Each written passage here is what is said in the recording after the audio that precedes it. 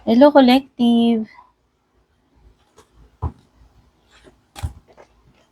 Timeless love reading tayo. Person on your mind segment tayo. Ano? So, this time, itong reading na ito ay para sa mga single or pwedeng may ka-connect kayo, may ka-MU, pero walang formal na relationship. Okay? So, yan. It's either singles or yung mga may ka-connect, ka-MU, pero wala naman talaga kayo or wala kayong formal na relationship na ito. Okay? Person naka-connect. I-check lang natin kung ano yung mga energies netong person na ito, naka-connect mo. Okay, by the way, this is timeless reading kahit na anong petsa, month, year ko pa ito in-upload kahit kailan makarating sa inyo.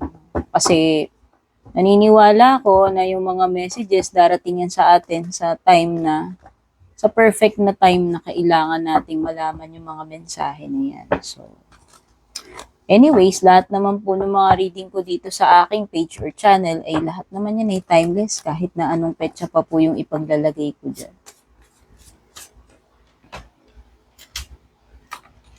Okay, tingnan na natin. This person.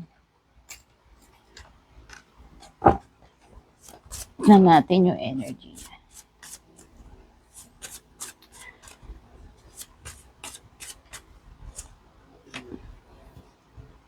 Lumitaw si Emperor. Si Emperor kasi ang nire-represent niya si Aries. So, baka merong Aries dito. Baka merong ka-Aries sa chart mo or siya.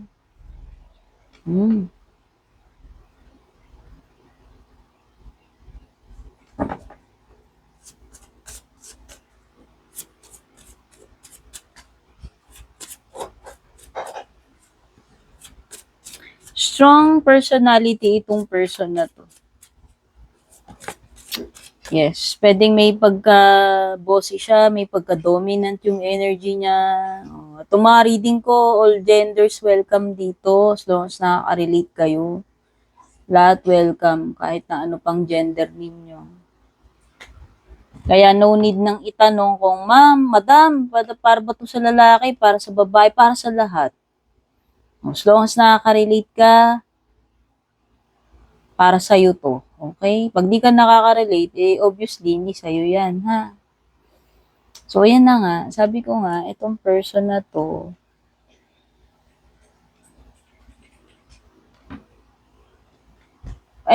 bigla lang pumasok sa isip ko, intuition. May mga gustong itama itong person na to pagdating sa sarili niya, sa buhay niya. It could be na meron din siyang mga responsibilidad, no? Pwede may responsibilidad siya sa mga kapatid niya, sa magulang niya. May mga responsibilities na itong tao na to eh. Pero nakikita ko this person is hardworking, lumalaban ng patas, alam mo yun. Oo. Kaya lang may mga times na napapaisip siya, may mga times na yan, nagmumuni-muni, napapaisip kung worth it ba to, hindi, dapat ba siyang maghintay o hindi. Baka kasi naghihintay din sa'yo itong person na to. Yes. May energy kasi ng waiting. And parang ang dami kasing, alam mo yun, ang dami niyang struggle sa buhay, and at the same time, parang ang daming obstacles pagdating din sa inyong dalawa, no? Sa connection ninyong dalawa. Pero ano siya positive thinker itong tao na to. Na kahit na mahirap yung situation, alam mo yung kahit maraming obstacles, siya yung tipo ng person na hindi siya yung basta-basta nag-give up. No?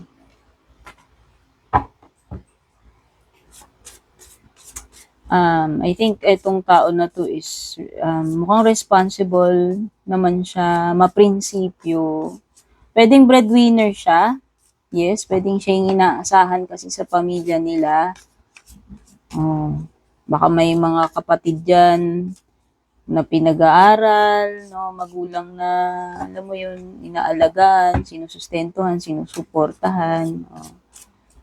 Responsible enough kasi siya eh. Responsible enough sa kanyang mga kapatid o sa magulang sa pamilya niya.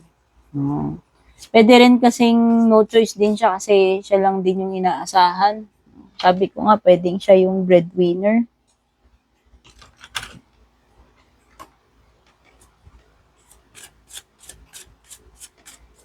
Pero actually, naiisip ka rin itong tao na to.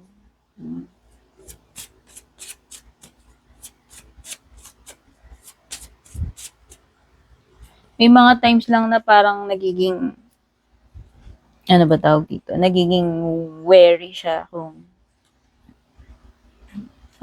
kung hanggang kailan ba siya maghihintay, hanggang saan ba yung kaya niyang,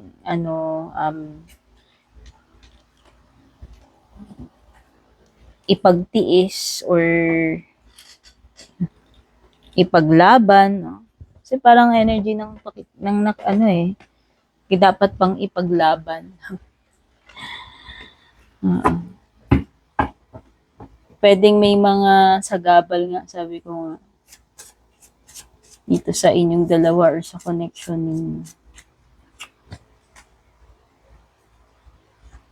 Iniisip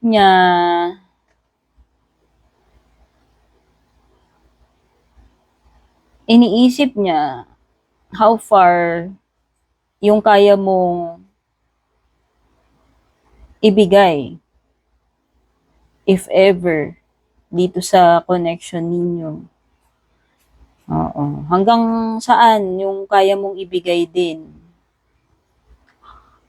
Willing or hanggang saan yung kaya mong ibigay for the sake of this connection. Magician appeared. Magician is Gemini energy. Iniisip niya kasi baka mamaya one-sided lang, alam mo yun. Kaya may mga times talaga na napapaisip talaga itong person na to kung talaga bang worth it. O halimbawa, ito yung kaya niyang ibigay sa'yo. Ikaw naman, how far can you go? Hanggang saan din ba yung willing mo na ibigay dito sa person na ito? No?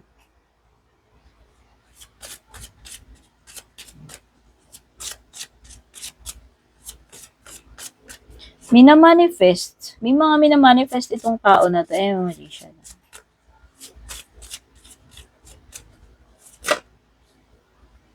Malalim na person ito.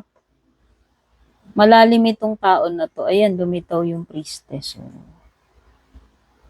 Pwedeng pwedeng matalas din ang intuition nito, pwedeng matalino siya, pwedeng malakas ang pakiramdam niya.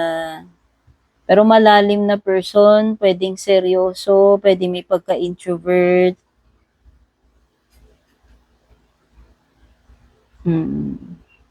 Pwedeng nasa loob ang kulo.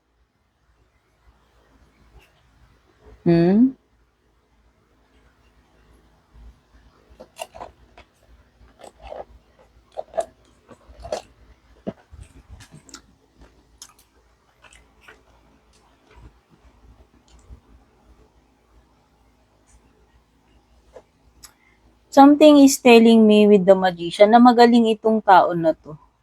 Alam mo yun? Madiskarte siya, magaling. Capable. Actually, yun yung mga strengths nitong tao na to. Maganda. Kasi kung halimbawang magiging jowa, magiging asawa to, sabi ko nga, reliable, responsible enough. Alam mo yun. Although may mga times nga lang na, alam mo yun, domineering siya, pwede rin siyang maging controlling kasi emperor magician.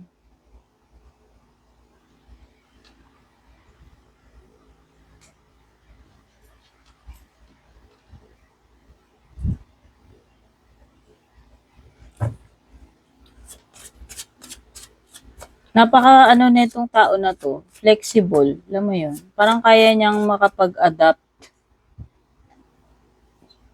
sa surroundings niya sa any situation.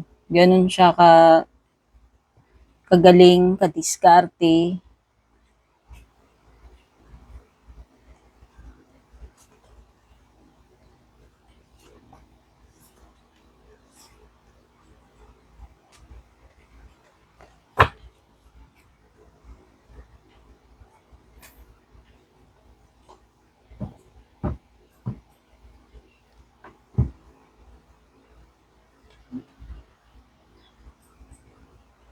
Pwedeng ano, nawalan kayo ng communication nitong tao na to or kung mangyayari pa lang, pwedeng mawawalan kayo ng communication.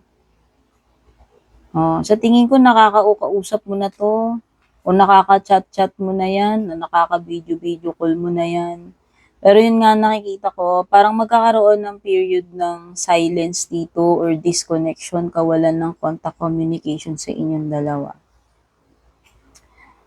Possible na pwedeng nagkabadtripan kayo, alam mo yun, nagkainisan lang, simpleng ganun lang.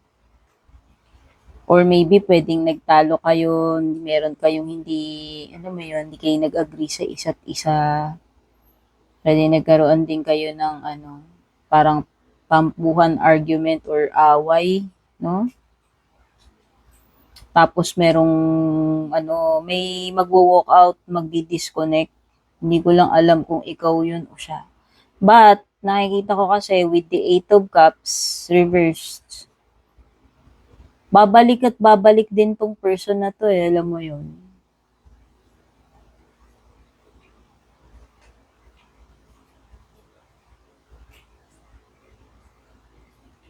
Actually, ngayon pinag-iisipan niya kung totally magwo-walk away na lang ba talaga siya or